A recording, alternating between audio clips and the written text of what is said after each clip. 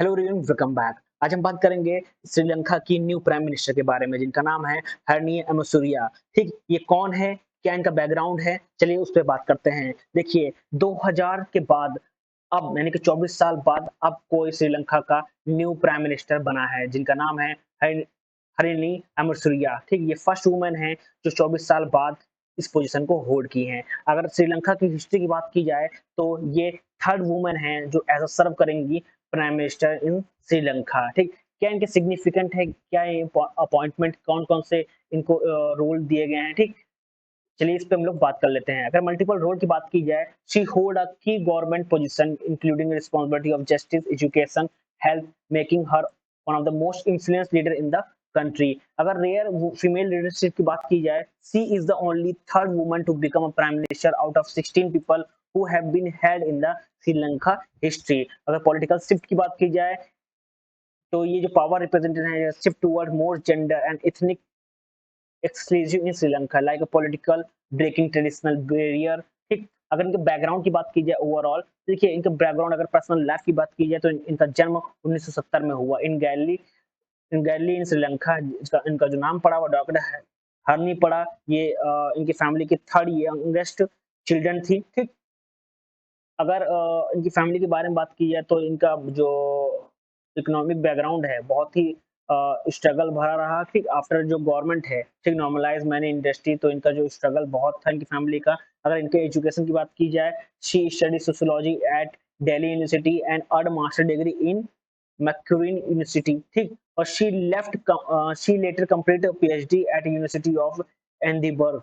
ठीक, अगर professional career की बात की जाए तो ये हेल्थ ऑफिसर रही हैं। ठीक, उसके बाद इन्होंने पॉलिटिकल में एंट्री किया। ठीक, और she lead humanity and social science department at open university of Sri Lanka. ठीक, ये इनकी पर्सनल लाइफ हो गई। अब बात करते हैं, देखिए ये बहुत ही श्रीलंका के इतिहास में ये अब पहली बार हुआ कि 24 साल बाद कोई प्राइम मिनिस्टर बना है। ठीक, और ये थर्ड महिला है जो ऐसा सर्व करेंगी प्राइम मिनिस्टर। ठीक, क्योंकि इनको जो चुना गया था ना, अगर थर्ड वुमन चुना प्राइम मिनिस्टर चुना गया था आउट ऑफ 16 पीपल में। ठीक, इनको थर्ड ये महिलाएं बनी है अभी तक का जो श्रीलंका की पूरी हिस्ट्री में। ठीक, ये बहुत ही एजुकेटेड हैं। ठीक, इन्होंने बहुत सारा काम किया है। इन्होंने अपनी जो ग्रेजुएशन है वो सोशियोलॉजी में की है दिल्ली यूनिवर्सिटी से। उसके बाद उन्होंने मास्टर डिग्री एंड की, उसके बाद उन्होंने पीएचडी की है एडिनबर्ग से। उन्होंने उसके बाद इन्होंने क्या किया है, जो हेल्थ ऑफिसर ऐसा काम किया है। ठीक, श्रीलंका में। ठीक, उसके बाद इन्होंने पॉलिटिक्स में एंटर किया है। ठीक, और ये डिपार्टमेंट में अगर ओपन यूनिवर्सिटी ऑफ श्रीलंका में डिपार्टमेंट ऑफ ह्यूमैनिटी और सोशल साइंस डिपार्टमेंट में इन्होंने टीचिंग भी काम किया। इन्होंने एज अ टीचर भी वहाँ पे काम किया है, प्रोफेसर ऐसा काम किया है। अगर पॉलिटिकल जर्नी की बात की जाए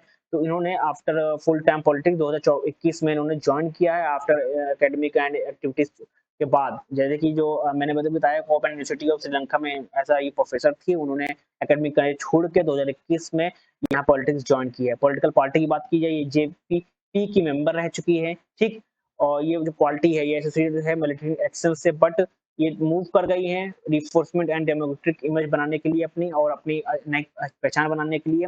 अगर वुमेन राइट की बात की जाए तो ये strong advocate for women right है। यानी बहुत ही वो कह सकते हैं कि इन्होंने बहुत सी लड़ाई लड़ी है महिला के लिए, जेंडर इक्वालिटी के लिए। ठीक है, श्रीलंका के अंदर। ठीक, अगर इम्पैक्ट की बात की जाए श्रीलंका पॉलिटिक्स में, देखिए बहुत बड़ा इम्पैक्ट होने वाला है क्योंकि 24 साल बाद कोई न्यू प्राइम मिनिस्टर बना, वो भी एक महिला जो थर्ड पूरे इतिहास में, श्रीलंका के इतिहास में ये तीसरी ऐसी महिला है जो ऐसा प्राइम मिनिस्टर सर्व कर रही है। ठीक, और ये बेसिकली बहुत ही बड़ा पॉजिटिव मूव होगा टुवर्ड्स जेंडर इक्वालिटी के लिए, बेटर रिप्रेजेंट के लिए। ठीक, ये देखना होगा कि कैसे श्रीलंका में की जो लाइफ है वो कैसे और ज्यादा इम्प्रूव होने वाली है। जो वहाँ की कंडीशन है महिलाओं की, जेंडर इक्वालिटी की बात की है तो ये जेंडर इक्वालिटी बहुत ज्यादा बिलीव करती हैं, जेंडर इक्वालिटी चलती हैं, और ये अच्छे से कंट्री को रिप्रेजेंट कर पाएंगी, उसको जो ये अपने एक नई पहचान बना पाएंगी वर्ल्ड लीडर पे। क्योंकि श्रीलंका जैसे आपने देखा होगा कि जैसे चाइना ने टेक ओवर किया था। ठीक है,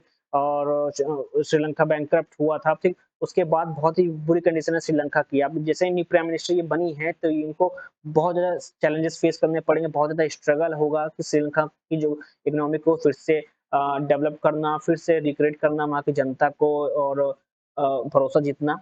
फिर देखना होगा कि आने वाले समय में श्रीलंका की जो पॉलिटिक्स है वो क्या मोड़ लेती है। Thank you everyone.